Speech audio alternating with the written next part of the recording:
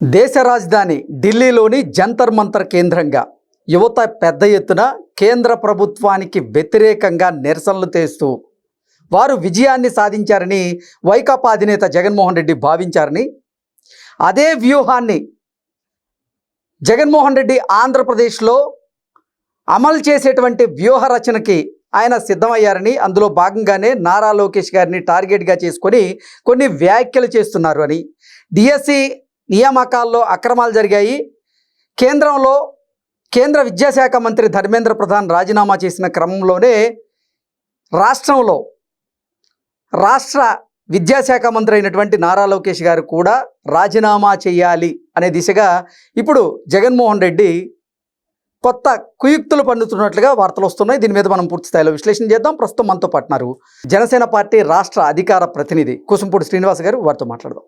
Sir నమస్తే. Sir నమస్తే. Same ఢిల్లీలో యువత ఏదైతే స్ట్రాటజీని ఎంచుకున్నారో అదే స్ట్రాటజీని ఇప్పుడు జగన్మోహన్ రెడ్డి ఆంధ్రప్రదేశ్లో అమలు చేసేలాగా ఆయన వ్యూహరచన సిద్ధం చేశారని, అందులో భాగంగానే నారా లోకేష్ గారిని టార్గెట్గా చేసుకొని డిఎస్సిలో ఏదో అవకతవకలు జరిగాయి కాబట్టి నారా లోకేష్ గారు తన పదవికి రాజీనామా చేయాలి అనేటువంటి డిమాండ్లను అయితే వారు తెర మీదకి తీసుకొస్తున్నారు. దీన్ని ఎలా చూడాలంటారు సార్? కృష్ణ, ఆశ్చర్యంగానూ హాస్యాస్పదంగానూ ఉంది. ఎందుకంటే జగన్మోహన్ రెడ్డి గారు ఏమో ఆత్మలతో మాట్లాడతారు అర్ధరాత్రి మాటలు, వాళ్ళ కేడర్ అంతనేమో పగలకెళ్ళకి అంటా ఉంటారు.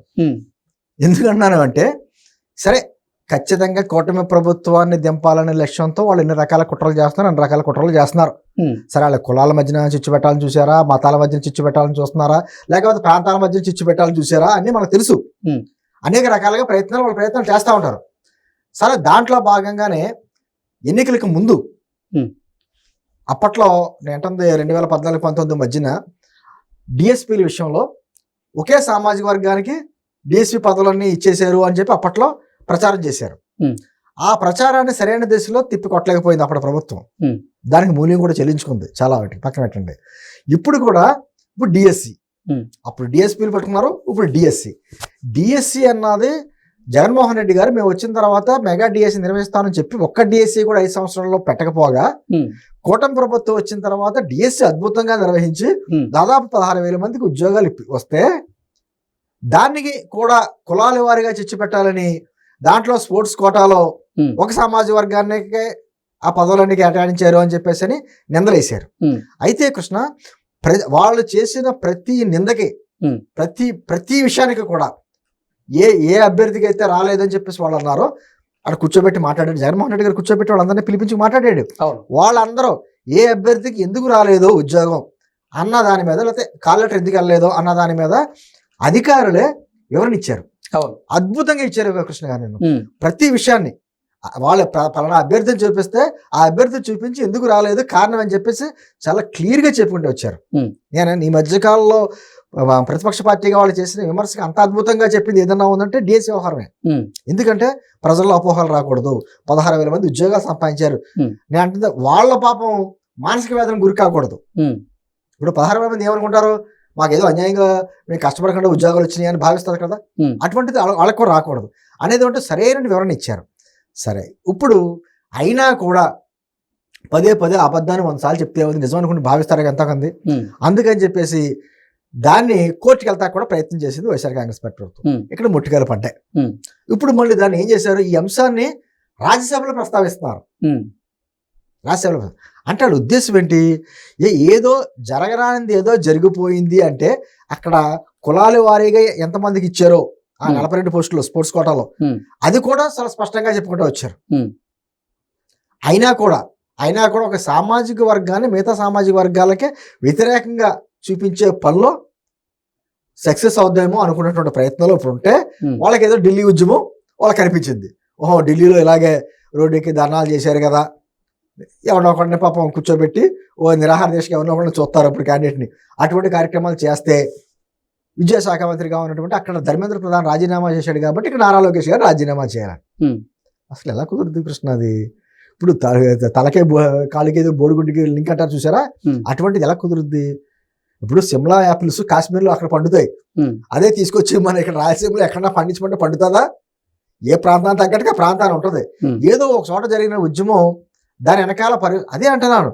ఎందుకంటే అంతా ఎందుకు, విజయ్ గారు తమిళనాడులో గెలిచిన వెంటనే అదిగో మా మీద కూడాను పవన్ కళ్యాణ్ ఒంటరిగా పోటీ చేసి గెలవలేడా, తమిళనాడులో విజయ్ గెలవలేదా అని చెప్పేసి కాపు సామాజిక వర్గ నాయకులతో మాట్లాడించారు.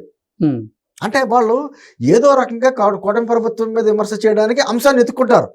ఓకే, కానీ ఎక్కడ పరిస్థితులు అక్కడ తేడాగా ఉంటాయి. ఆంధ్రప్రదేశ్ పరిస్థితులు వేరు, తెలంగాణ పరిస్థితులు వేరు, తమిళనాడు పరిస్థితులు వేరు, రకరకాల విధానం ఉంటాయి. ఈ రోజున ఉద్యమాలు జరుగుతున్నాయి, అక్కడ ఉద్యమాలు జరుగుతున్నాయి. అక్కడ ఉద్యమంలో సపోర్ట్ చేసిన వ్యక్తులు ఎవరైతే కాంగ్రెస్ పార్టీ వారు ఉన్నారో వాళ్ళ రాష్ట్రాల్లో చేస్తున్న పనులు ఏంటి? కేరళలో అదే జరుగుతుంది. అక్కడ ఉద్యమాన్ని అణచివేస్తున్నారు. అక్కడ దాని గురించి మాట్లాడరు. అక్కడ ఉద్యమాన్ని సపోర్ట్ చేసిన కేజ్రీవాల్ వాళ్ళ పార్టీ అధికారంలో ఉన్న పంజాబ్లో జరుగుతుంది ఏంటి? లేకపోతే కాంగ్రెస్ పార్టీ వారు తెలంగాణలో జరుగుతుంది ఏంటి? అది మాట. అంటే ఏ ప్రాంతానికి తగ్గట్టుగా ఆ ప్రాంత పరిస్థితులు బట్టి కొన్ని రకరకాల మార్పులు చేరుకుంటాయి. ఒక భ్రమలో ఉన్నారు వీళ్ళు. అదే ఫార్ములా ఇక్కడ కూడా అమలు చేస్తే ఏదో ఫలితం వస్తుంది అని చెప్పి భ్రమలో ఉన్నారు. అంటే ఎందుకు కనీసం ఎక్కడైనా కొంచెం మార్పు వస్తుంది అనుకుంటే జగన్మోహన్ రెడ్డి అనే వ్యక్తి ఎటువంటి వ్యక్తితో 2019-24 మధ్యన ప్రజలు చూశారుగా. కొత్త వ్యక్తి అనుకోండి, ఈ వ్యక్తి నిజాయితీ ఏమైనా ఉందేమో, ఈ వ్యక్తి వస్తే మార్పు వస్తుందేమో అని అనుకోవచ్చు. ఆల్రెడీ ఒక ఛాన్స్ అన్న జగన్మోహన్ రెడ్డి 2019-24 మధ్యన ఎటువంటి పరిపాలన అందించాడో చూశారు కదా. జాబ్ క్యాలెండర్ ఇస్తాను ప్రతి సంవత్సరం జనవరి 1 తారీఖున అన్న వ్యక్తి సాక్షి క్యాలెండర్ రిలీజ్ చేసాడు తప్ప జాబ్ క్యాలెండర్ ఒకసారి రిలీజ్ చేశాడా? మరి అటువంటి వ్యక్తిని నమ్మి విద్యార్థి లోకం అంతా ఎందుకు బయటకు వస్తుంది? అయితే నిరుద్యోగ యువత అంతా ఎందుకు వస్తుంది బయటికి?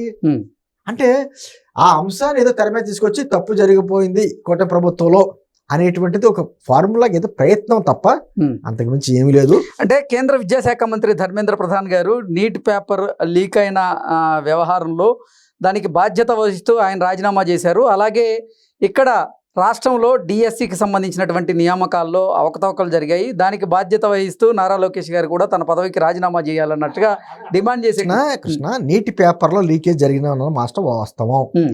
ఆ వాస్తవాన్ని ఆయనే చెప్పాడు. నీటి పేపర్లో లీకేజ్ జరిగింది, ఆ విషయం తెలిసిన వెంటనే మేము ఆ నీటి పరీక్షను రద్దు చేసాం.